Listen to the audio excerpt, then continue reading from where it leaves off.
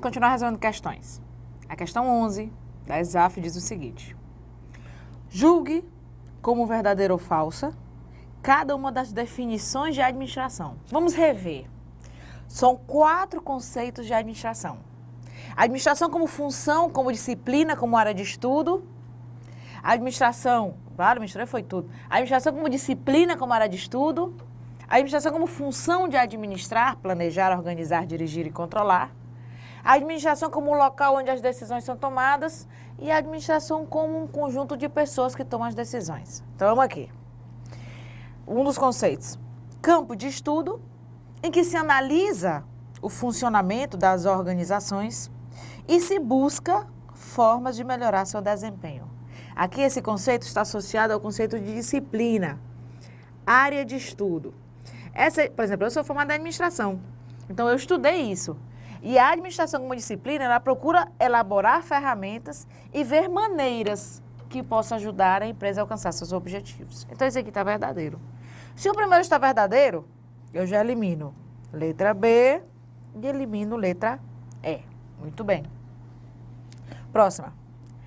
Ação de alocar recursos. Alocar recursos nada mais é do que organização. A função de organização. Orientar. Orientar nada mais é do que a parte de direção. E supervisionar pessoas. Isso aqui é controle. Com o objetivo de alcançar um fim ou fins que garantam a sobrevivência de uma organização. Ah, aqui está o conceito de administração no sinônimo de função de administrar. Ele só não fez mencionar planejamento, mas ele falou organização, direção e controle. Verdadeiro também. Indo para os gabaritos, já elimino letra D de dado. Terceiro, eu já sei que está verdadeira. E, na verdade, eu pulo logo para a quarta, tá? Isso se eu quisesse economizar tempo. Vamos para a terceira. Designação dada aos dirigentes de uma organização, ou seja, um conjunto de pessoas que tomam as decisões dentro da empresa. Então, aqui, ó, verdadeiro. Local nas organizações onde se tomam providências administrativas, como as relativas a aspectos legais e registros. Às vezes, em algumas empresas, até está escrito assim na sala, administração. Ali você sabe que são ali você sabe que é o local onde as decisões são tomadas. Então, verdadeiro também. Questão facinha, facinha, porque a administração é assim, letra A. Tá certo? Questão 12. Assinale a opção que indica corretamente as principais funções do processo administrativo. Bom, o processo administrativo é composto por 4 funções: planejamento, organização, direção e controle. Mas pode vir também, porque tem outro autor que fala de planejamento, organização, execução, liderança e controle. Pode vir assim também, tá? Então, vamos lá. A letra A fala planejamento, organização, direção e controle. Acabou-se. Matou a questão, tá? Então, um processo administrativo que pode ser chamado de processo organizacional, que pode ser chamado de funções administrativas, atividades administrativas. Ele é composto por essas 6 atividades. Lembrando que a função direção ela é dividida em outras 2. Coordenação e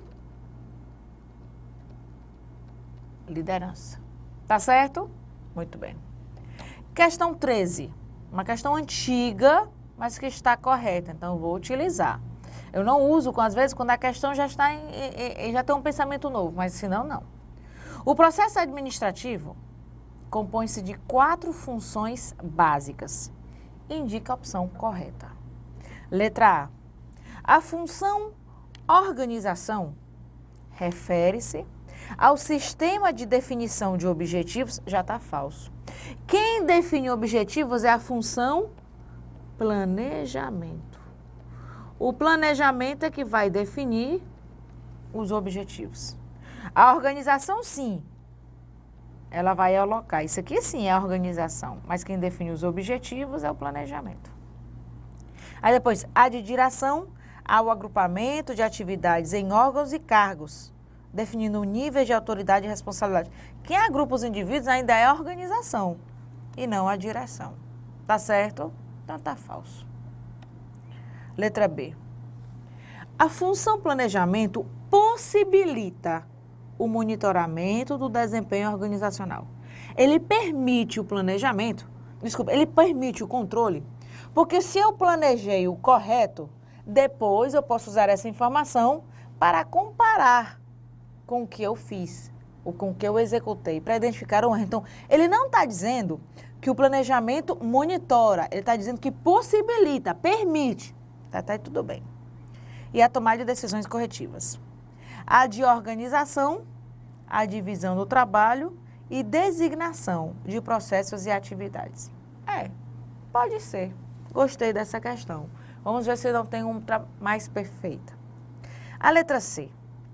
A função controle permite a execução de atividades e a alocação de recursos para atingir os objetivos.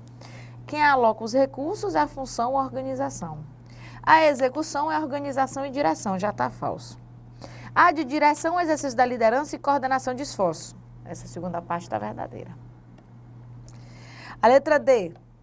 A função planejamento possibilita a definição da missão organizacional e a programação de atividades. Verdade. A de direção, a orientação da mão de obra e a coordenação de esforço. Verdade. E aí, Giovana, eu estou com 2 gabaritos. Essa questão é passível de recurso. Porque a letra B, basta você pegar o livro de administração geral do Dalberto Chavenato. E lá vai estar escrito, o planejamento permite um controle. Que é o que ele diz aqui, permite o desempenho. Ele não está, o monitoramento do desempenho. Ele não está afirmando que o planejamento monitora, ele diz que permite. Então, é uma questão passível de recurso, porque tanto a letra B como a letra D estão verdadeiras. Tá certo? Então, cuidado aqui, deixa eu chamar a sua atenção. Se disser que um planejamento permite reduzir a incerteza e permite o controle, está verdadeiro, tá? Mas não é ele que controla. Quem controla, quem monitora é o controle, mas ele permite. Porque eu planejei fazer isso e eu fiz isso. Então, isso permite comparar o planejado com o executado e identificar um erro. Tá bom? Então, aqui, letra D de dado também está verdadeiro. E letra E. A função controle permite desenhar o trabalho a ser executado. Quem faz isso é o planejamento. E coordenar as atividades. Quem faz isso é o planejamento. E quem coordena é a função da direção. Certo? A de organização, o exercício da comunicação, liderança e motivação. Não. Quem faz isso também é a direção. Então, letra E tá falsa. Tá certo, povo? Facinho, facinho. Muito bem. 14. Ela diz o seguinte. Entende-se por organização o conjunto de pessoas e recursos que se reúnem em busca de um ou mais objetivos comuns. Perfeito. Aqui está a organização no sentido de empresas, de instituição, conjunto de pessoas unindo esforços e recursos. Cabendo a seus dirigentes encontrar métodos de trabalho que produzam mais com menos recursos. Produzir mais com menos recursos, isso é ser eficiente. De modo, já estava dizendo aqui, a tornar a organização mais eficiente. Perfeito. Lembramos que a gente vai ter a organização formal e informal. Uma gangue é uma organização informal, apesar que muitas são extremamente organizadas. Uma igreja, uma empresa é uma organização formal, tá bom? Agora existe a organização no sinônimo de função, distribuir, alocar, empregar, atribuir, certo? Que também tem a formal e informal. A formal é tudo aquilo que seja planejado. Divisão do trabalho, hierarquia, departamentalização, autoridade, responsabilidade. E a informal, que são as relações interpessoais de amizade e de inimizade. Então, 14 aqui, verdadeira. 15. A sociedade moderna é, na verdade, uma sociedade de organizações, composta de sistemas extremamente complexos, que se revelam em vários níveis de análise. Essa complexidade constitui a base de composição de atividades externas, letra A. Letra B, compreensão dos fenômenos organizacionais. Letra C, composição de atividades internas. Letra D, composição de especialização de seus colaboradores. Não entendi nada. Então, o que é que você vai fazer? Voltar para o enunciado. A sociedade moderna é, na verdade, uma sociedade de organizações composta de sistemas extremamente complexos, que se revelam em vários níveis de análise. A complexidade se deve aos diversos fenômenos, aos diversos acontecimentos dentro e fora da organização. Isso significa que a letra A está embutida dentro da letra B. A letra C está embutida, inserida dentro da letra B. E a letra D está inserida dentro da letra B. Isso significa que todos os itens estão verdadeiros. Mas tem um item que abrange o resto, que é a letra B, e é o nosso gabarito. Isso pode acontecer na sua prova. Na sua prova, podemos ter uma questão que estejam todos verdadeiros, aí você vai marcar o mais correto. Às vezes, todos estão errados e você vai ter que marcar o mais errado. Tá certo? Então, gabarito letra B de bola. 16. Como se denomina o processo de conduzir as ações ou influenciar o comportamento e a mentalidade de outras pessoas? Isso é liderança, isso é direção. Então, letra A fala de liderança, B, consentimento, C, missão e D, autoridade. Essa capacidade, esse processo de conduzir as ações, isso nada mais é do que o exercício da liderança. Giovana, e autoridade? Não, vamos aqui. A gente tem uma diferença entre autoridade e poder. Autoridade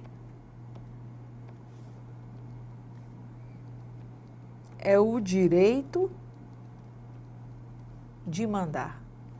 Poder é a capacidade de influenciar. A autoridade se dá por causa do cargo que o indivíduo ocupa. Então, eu tenho aqui uma empresa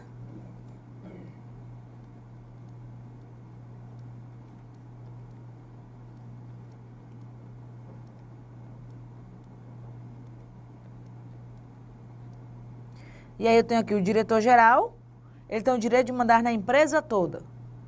Tem o gerente do departamento, eu tenho o direito de aqui, e assim vai. Então, eu tenho aqui o direito de mandar.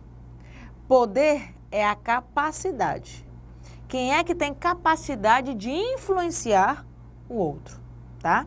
Então, em uma empresa, muitas vezes quem tem autoridade é o gerente geral. Aliás, muitas vezes quem tem não. Quem tem autoridade, o gerente geral tem autoridade. Mas quem manda é o seu João, lá embaixo. Não tem nenhum cargo de gerência, mas ele termina mandando nos outros funcionários. Então, ele tem poder, desculpa, ele tem um poder. O gerente geral tem autoridade, mas quem tem o poder é o seu João. Então, o poder é devido à capacidade de influenciar, a influência que ele exerce. A autoridade é planejada, o poder não.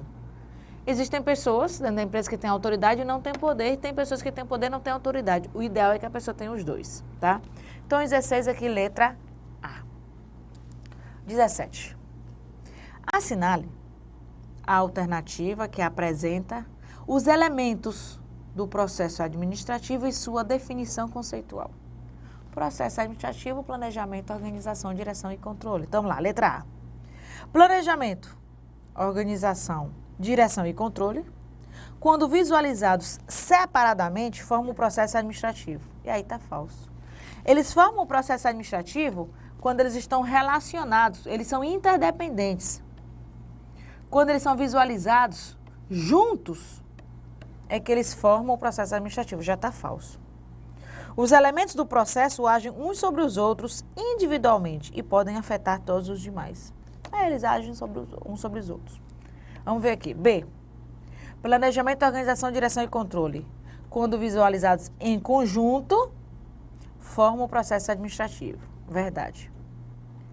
Os elementos do processo agem uns sobre os outros e cada um pode afetar todos os outros. Sim. Planejamento pode afetar a organização, pode afetar a direção.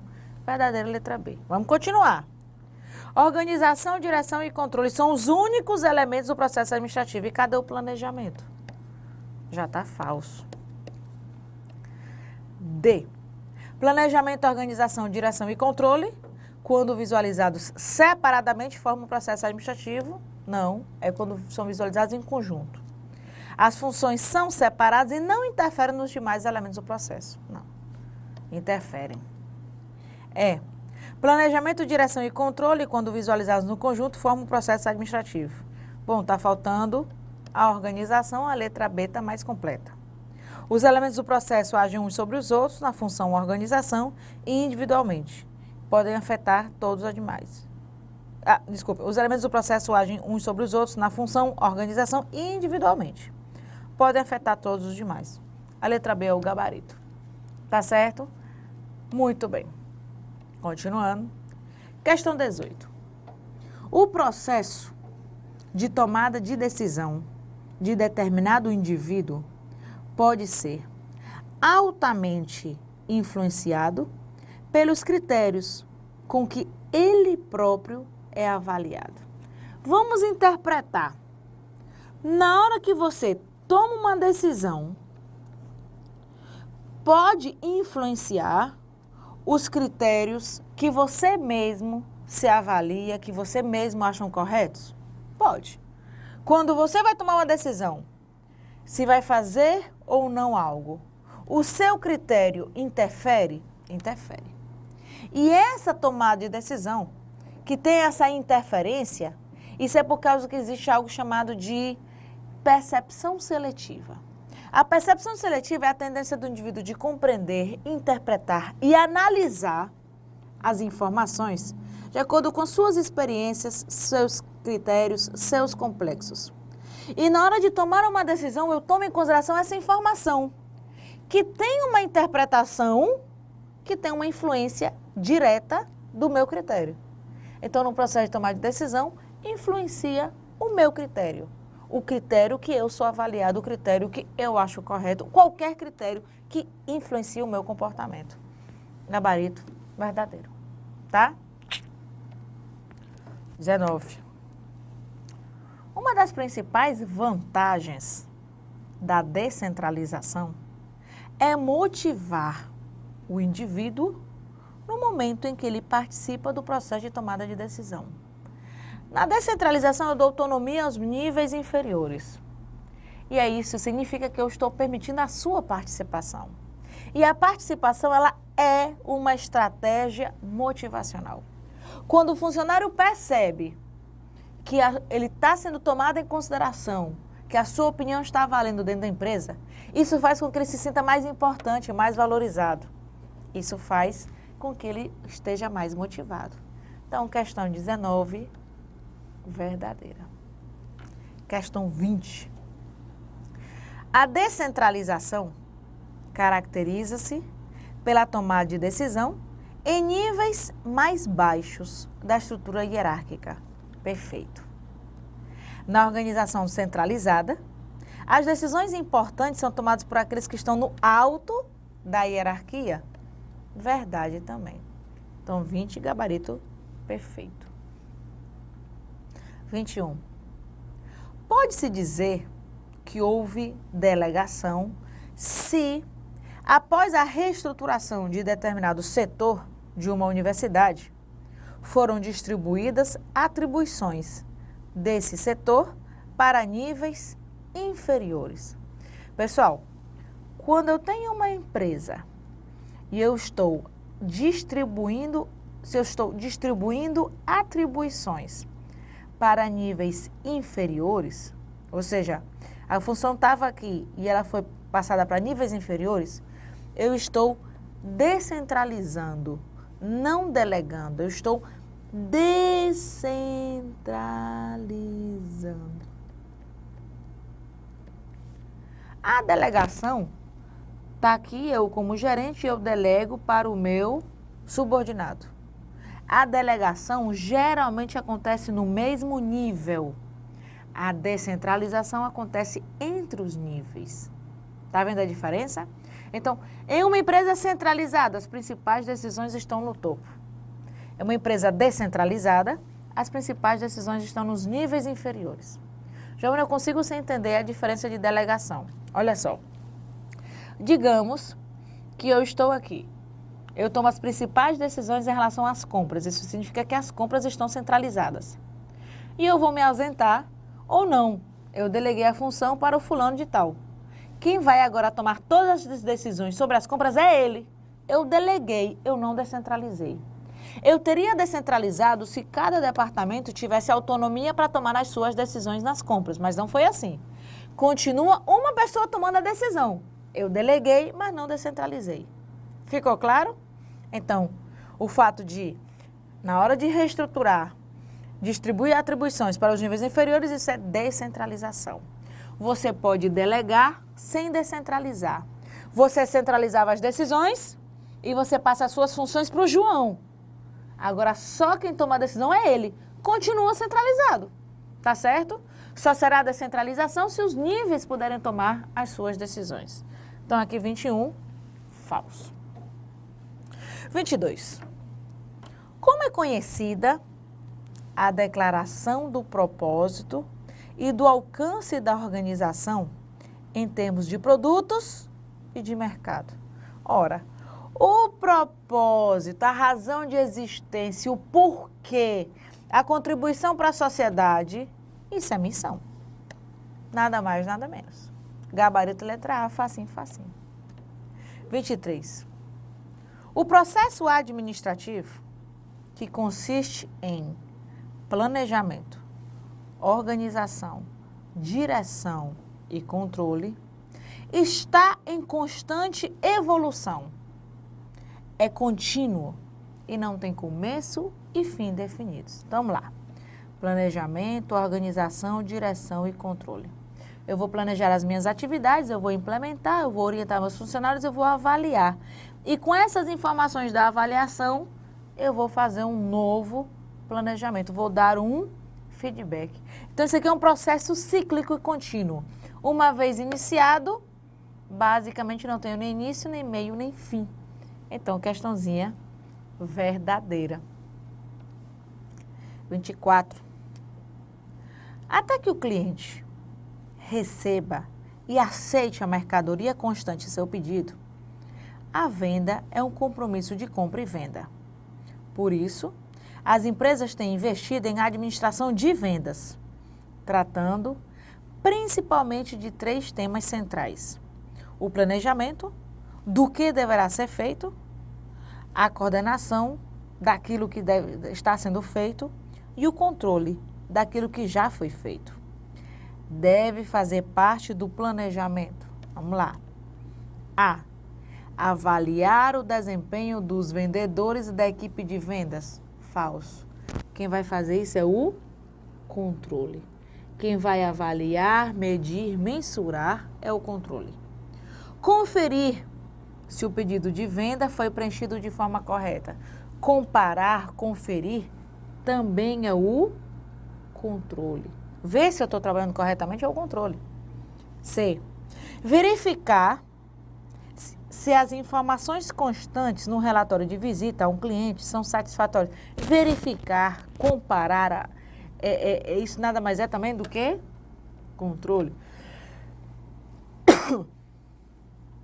D. Apresentar o relatório de despesas oriundas de visitas a clientes. Relatório é controle. Prever as vendas, agora sim, isso é planejamento, que é o que o enunciado está procurando. Tá certo? Então, gabarito letra E. Muito bem. Próxima. Questão 25. Com relação ao planejamento estratégico, analise as afirmativas a seguir. 1. A visão organizacional diz respeito à natureza da organização, sua razão de existir. Não, quem é isso é a missão. Então, tá falso. Se um tá falso, já elimino letra A e elimino letra D. E ainda elimino letra E, certo? Muito bem. 2. Missão. Então, isso aqui é visão. Missão, quer dizer, tá? 2.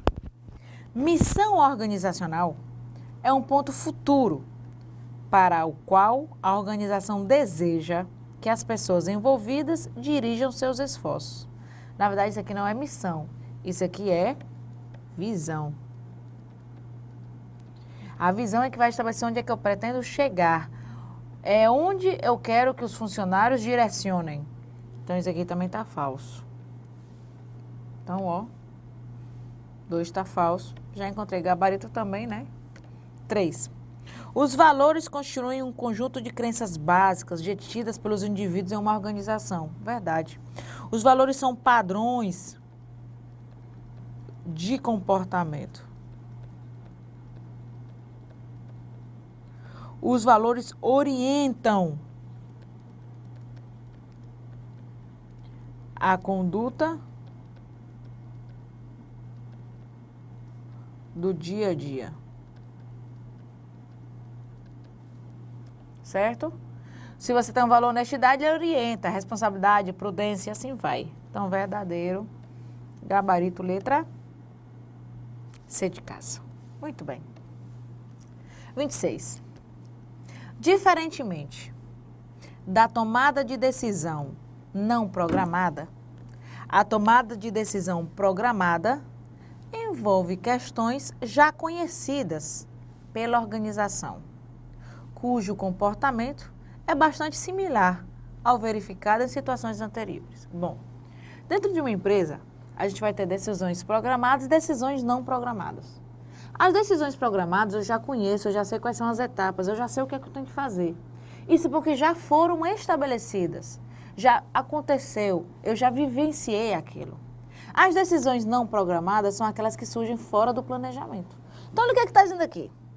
Diferente da decisão não programada, a tomada de decisão programada envolve questões já conhecidas pela organização, cujo comportamento é bastante similar ao verificado em situações anteriores. Verdade. A questão 26. Tá certo? Dentro de um planejamento, eu vou encontrar decisões programadas e não programadas. 27. As organizações mais centralizadas respondem de forma mais efetiva e rápida às modificações nos ambientes em que atuam, sendo compatíveis com situações menos estáveis. Não. Quando a empresa está inserida em um ambiente mais mutável, dinâmico, o ideal é que a empresa esteja descentralizada, porque as decisões vão estar nos níveis inferiores, mais próximas das ações, tornando ela mais rápida. Então, o que vai ser compatível com situações menos estáveis e que permitem tomar de decisão mais efetiva e rápida são as organizações descentralizadas. As empresas centralizadas são ideais para empresas pequenas ou empresas que vivem em ambientes mais estáveis. Então, 27, falso. 28.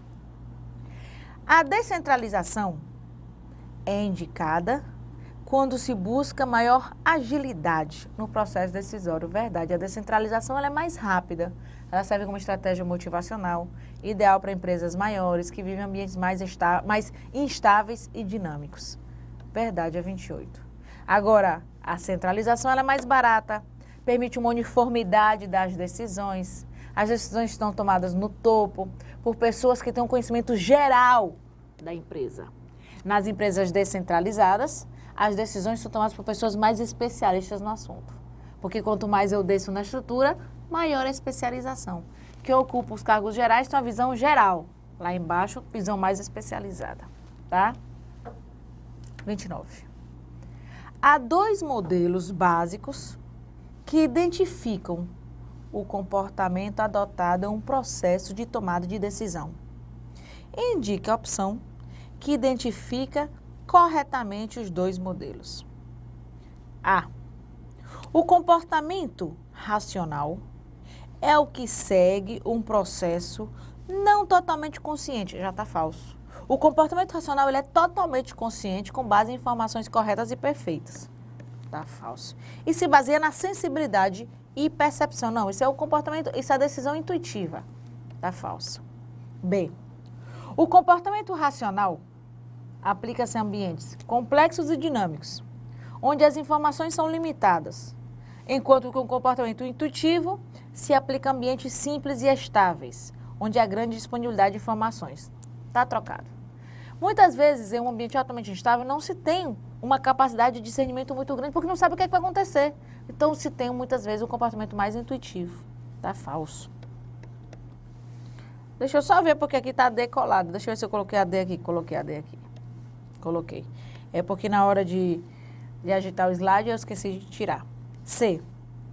O comportamento racional é o que segue uma ordem lógica. Perfeito até aí.